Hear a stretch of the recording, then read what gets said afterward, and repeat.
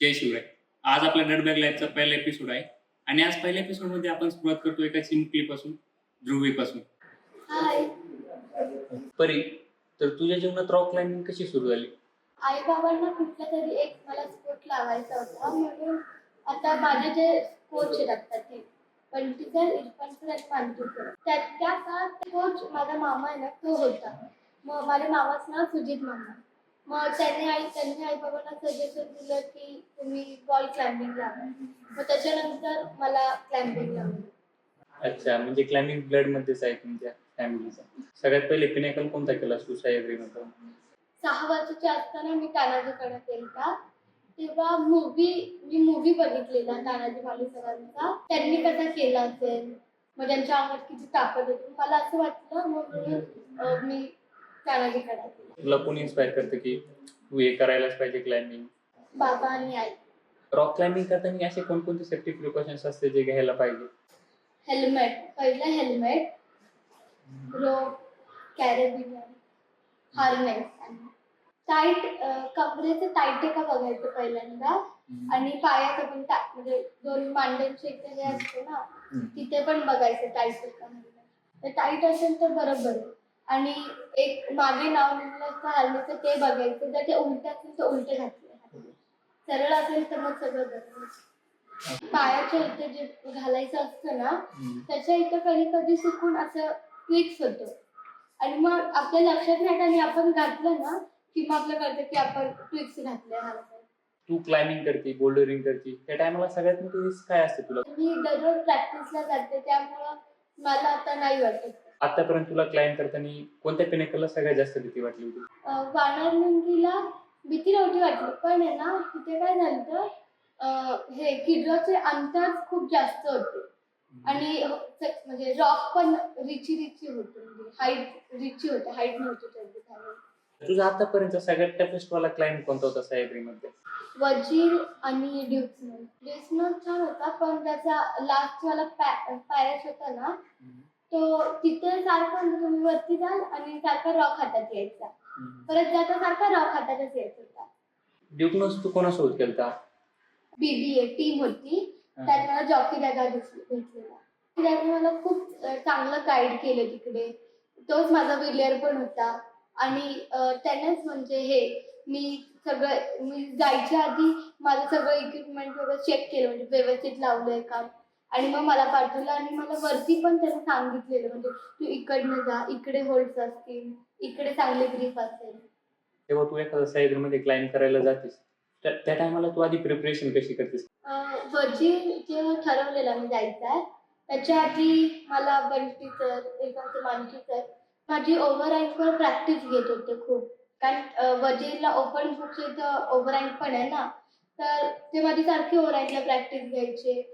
त्या ग्रेडचे रूट्स द्यायचे मला, त्या ग्रेड प्रमाणे प्रॅक्टिस द्यायचे आणि इंडोरन्स करून घेतलेला. तर तुझं डेली एक्सरसाइज रुटीन काय असतं? पुशअप्स मारायचे, स्प्रिंट करायचे, बॉक्स जम्प्स असतात, पुलअप्स असतात, कोर कट आणि फिंगर प्रॅक्टिस. एक्सरसाइजचा टाइम काय असतो जनरली? सकाळी वॉलला 7 वाजता वॉलवर जायचं आणि तिकडनं 9:30ला निघते वॉलवरनं आणि मग तसंच माझा क्लास असतो अभ्यासाचा. मग अभ्यासाच्या क्लासला जाते, वॉलवरच शाळेचेच कपडे घालते, अभ्यासाच्या क्लासला जाते आणि आई घ्यायला येते वॉलवर. मग क्लासला सोडल्यानंतर तशीच शाळेत येते. तर परी आता आपण एक रॅपिड फायरचं राऊंड. परी, तुझा फेवरेट स्नॅक कोणता आहे? नॉन परी, तुझा ड्रीम क्लाइम्ब कोणता आहे? बाण आणि कोकणकडा. नॅचरल पिनेकल्स क्लाइम्ब करणं आवडतं की मग तुला स्पीड क्लाइम्ब करणं आवडतं? दोन्ही पण. तुझा असा कोणता एक क्लाइम्ब आहे का किंवा कोणतं एक्सपिडिशन आहे का ज्याच्यात तुला सोबत कोणतरी पाहिजेस? हो, आईसोबत. आणि अशी कोणती गोष्ट जी दरवेळेस तुझ्या बॅगमध्ये असते? आता जर तुझी बॅग आपण बघितली तर बॅगमध्ये तू निघाल. डायरी. परी, तुझा डाएट प्लॅन काय असतो? माझ्या डाएट टीचर्सचं नाव शर्वरी इनामदार आहे. ते वेट लिफ्टिंग करतात आणि त्यांना वर्ल्ड कप मध्ये मेडल्स पण आहेत. तर जंक फूड बंद आहे, जंक फूड नाही खात, शुगर नाही खात आणि मैदा बंद.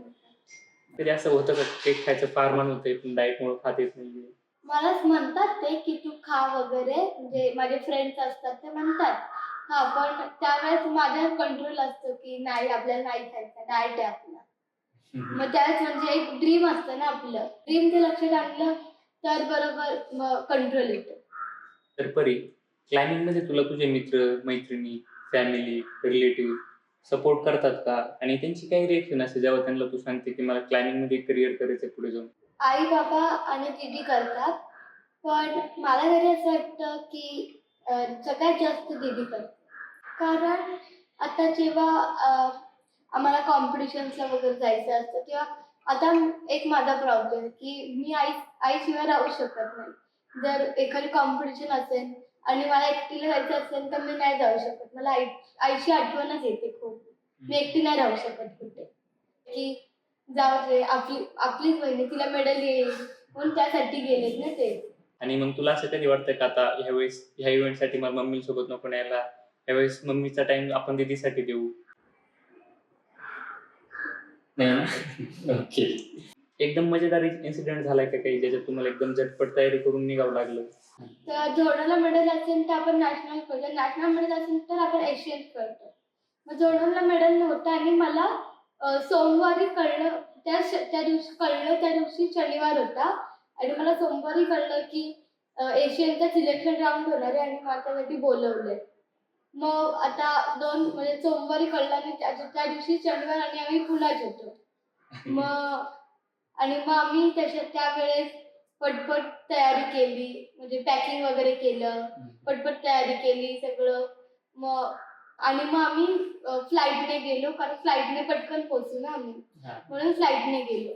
आणि मग तिकडं गेल्यानंतर आम्ही परत 2 दिवसांनी परत निघून येणार होतो पुण्याला. तेव्हा आम्ही ह्याला पण थांबलो, आपल्या इंडिया कॅम्पला पण थांबलो.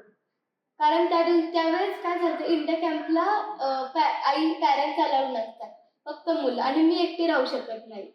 मग त्यांना सांगितलं हा प्रॉब्लेम आम्ही. मग ते म्हणले की ठीक आहे. मग आम्ही येणार होतो परत निघून, पण ते ठीक आहे म्हणल्यावर आम्हाला कळलं की मग म्हणजे राहू शकते आई पण. मग आम्ही परत तिकडे 1 महिना राहिलो. तुझं गोल काय? माझं गोल आहे की मला ऑलिम्पिकला गोल्ड मेडल आणायचं भारतासाठी. बरे, तर मग तुला हिमालयन क्लाइम्ब करायचे कोणते, हिमालयन ट्रेक्स करायचे कोणते? हिमालयातला माझा फ्रेंडशिप पीक मी केलाय, पण तो सबमिट नव्हता झाला. 500 मीटरवर गेलते, पण तिथं हे प्लॅनेट सगळं खराब झालं म्हणून आम्हाला डाऊन व्हावं लागलं. तर जिथे अजून कोणच नाही गेला तो मला करायचा. जे नवीन क्लाइंबर्स आहे त्यांनी तुझ्याकडे बघून काय शिकायला पाहिजे? आपला सह्याद्री खूप चांगला आहे, तर पहिलं आणि तेवढाच रिस्की पण आहे. तर पहिलं म्हणजे सेफ्टी नेहमी पाहिजे, म्हणजे जायची आधी सेफ्टी वगैरे बघून जायचं की सेफ्टी आहे ना सगळं वगैरे. आणि दुसरं म्हणजे की जायच्या आधी थोडीशी प्रॅक्टिस करून जा त्या ह्याची, तू कुठे जाणार ह्याची थोडीशी प्रॅक्टिस करून जा. आणि तिसरं म्हणजे आपला परिसर खूप चांगला आहे, म्हणजे हे सह्याद्री खूप चांगला आहे. तर तिकडे वरती गेला तुम्ही तर कचरा करू नका, बॉटल्स नका टाकू, प्लॅस्टिक काय तुम्ही वेफर्स खाल्ले तर त्याचे हे नका टाकू, चॉकलेटचे वगैरे रॅपर नका टाकत जाऊ. परी, तर मग आतापर्यंत तुझ्या क्लाइम्बिंगच्या लाईफमध्ये सगळ्यात फनीएस्ट मोमेंट कोणती होती? फनी पार्ट कोणता होता? वजीरला मी 2 वेळा गेलते, एकदा बनी दादा सोबत गेलते आणि एकदा ऍसेल ऍडव्हेंचर सोबत गेलते. आता आपण वॉल क्लाइम्बिंगवर कसं 10-15 वेळा असं क्लाइम्ब करतो ना, म्हणजे सलग खाली यायचं वर जायचं 10-15 वेळा करतो ना.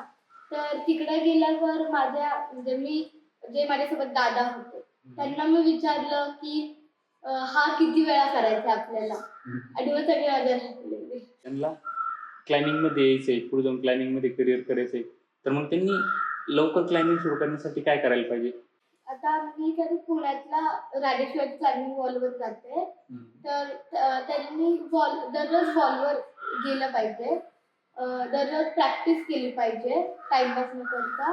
आणि म्हणजे मी जाते ती अमोल जोगदन सरांची वॉल आहे, तर तिथे दररोज प्रॅक्टिस केली पाहिजे आणि डाएट केलं पाहिजे. क्लाइम्बिंग मधून आतापर्यंत सगळ्यात मोठं लेसन काय शिकलीस? गिव्हअप नाही करायचं. जर आपल्याला एखादी गोष्ट होत नसेल तर ती सारखी सारखी ट्राय करत राहायची. आता जसं की मी चायनाला जाऊन आले, तर चायनाला तिकडे खूप म्हणजे अचानक वातावरणच खराब झालं. खूप पाऊस पडत होता, खूप थंडी होती, म्हणजे खूप वातावरण प्लॅनेट खूप खराब झालं तिकडचं. तर तेव्हा आता बोर्डिंगला मग माझ्या हातातनं म्हणजे बोटातनं खूप रक्त येत होतं. होल्स पण प्लॅनेटच अख्खं खराब झालं ना. मग क्लाइम्बिंग करताना माझ्या बोटातनं खूप रक्त यायचं. मग मी ते मांडीला पुसून परत क्लाइम्बिंग करायला जायचे. पण मला तिकडच्या म्हणजे खूपच रक्त यायला लागल्यामुळे मला विचारलेलं पण, की तुला थांबायचंय का? तर त्यावेळेस मी बोललेले की नाही मला गिव्ह अप नाही करायचं, मी करेन अजून. आणि मग मी करत राहिले. काय विचार चालू होता तुझ्या मनात त्या टायमाला? तर मी तो प्लॅन करते तर माझं असतं, की आता माझं टॉप झालाच पाहिजे. काही हो दे, आपण गिव्ह अप नाही करायचं, आपण ट्राय करत राहायचं. मम्मी पप्पांची काही रिएक्शन असते का, तू मेडल्स मिळवलंच पाहिजे? असं आई-बाबांचं असं काही नसतं, की मेडल आण, नको आण, असं काही नाही. म्हणजे मेडल आलंच पाहिजे. फोर्स नाही करत ते मला. पण माझं असतं, की मला मेडल्स हवेत म्हणून. तर मेडल नाही आलं की मला वाईट वाटतं. मग थोडं त्यांना पण वाटतं वाईट. पण ते मला नेहमी असं ओरडत वगैरे नाही. ते म्हणतात, की "तू रूट टॉप केलाय ना, एकदम छान. तू तुझं बेस्ट दिलं ना, भारी केलं. ठीक आहे, तुझं बेस्ट दिलं, झालं. पुढचं अजून छान कर." त्यांनी आत्तापर्यंत कधीच मला फोर्स नाही केलं. ज्या नवीन नवीन मुली येऊ राहिल्या क्लायम्बिंगमध्ये, तर फक्त मुलींसाठी तू काय सांगशील? भीती नाही वाटली पाहिजे. आता जसं की आपले जिजाऊ, ताराबाई, झाशीच्या राणी. आता आपण पण यांच्याच मुली आहेत.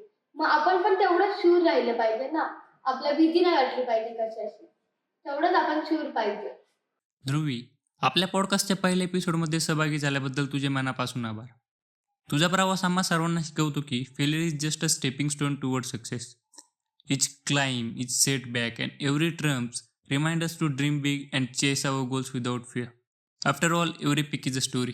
ध्रुवी पडवळ ही आमच्या शाळेची रेणुका स्वरूप प्रशालेची विद्यार्थिनी आहे, याचा आम्हाला खूप अभिमान आहे. ती इयत्ता 6वी मध्ये शिकते. तिला वॉल क्लाइम्बिंग मध्ये राष्ट्रीय आंतरराष्ट्रीय स्तरावर पुरस्कार मिळालेले आहेत. तिची अशीच प्रगती व्हावी ही आमच्या सर्वांची इच्छा आहे. खरं तर अशा वेगळ्या खेळासाठी तिला खूप सपोर्टची गरज असते. तिच्या फॅमिलीचा सपोर्ट तर तिला आहेच. तिच्या आई तिच्या सोबत पहाडासारख्या उभ्या असतात, पण शाळा सुद्धा तिच्या मागे उभी आहे. तिला या स्पर्धांसाठी नेहमी ठिकठिकाणी देशभरामध्ये, कधी कधी विदेशामध्ये सुद्धा जावं लागतं. या दरम्यान तिची शाळा बुडते, तिचा अभ्यास मागे राहतो. तिला आम्ही पूर्ण सहकार्य करतो. तिच्यावर परीक्षेचं किंवा अभ्यासाचं कोणतंही दडपण येणार नाही स्पर्धेच्या वेळी, याची आम्ही पूर्ण काळजी घेतो. ती आमच्या शाळेसाठी, समाजासाठी, देशासाठी एक भूषण आहे. आणि तिने या खेळामध्ये, वॉल क्लाइम्बिंग मध्ये अशीच उत्तरोत्तर प्रगती करावी आणि एक स्त्री सक्षमीकरणाचं एक चालतं बोलतं उदाहरण, आदर्श असं व्यक्तिमत्व तिच्यातून घडावं, हीच आमच्या सर्वांची इच्छा आहे. खरं तर त्यामागे तिचे स्वतःचे सुद्धा खूप कष्ट आहेत. एवढ्या लहान वयामध्ये तिने स्वतःला फोकस्ड ठेवलंय. इतर विद्यार्थिनींना जसं खाऊ खाण्याचा मोह होतो किंवा इतर गोष्टी, सिनेमा बघणे, टीव्ही बघणे, सुट्टीच्या वेळी घरात लोळत लोळत पडणे, गेम्स खेळणे, याचं आकर्षण असतं. पण ध्रुवीने या स्वतःला अत्यंत लहान वयात सुद्धा सगळ्या गोष्टींपासून अलिप्त ठेवले आणि फक्त तिने जसं अर्जुनाने जसं त्या पोपटाच्या एका डोळ्यावर लक्ष केंद्रित केलं होतं, तसे तिने आपल्या खेळाकडे लक्ष केंद्रित केलेलं आहे. तिचा त्याग सुद्धा कमी महत्वाचा नाहीये. तिला प्रशालेकडून आणि आम्हा सर्वांकडून तिला तिच्या भविष्यासाठी, उज्ज्वल भविष्यासाठी खूप खूप खूप शुभेच्छा. धन्यवाद.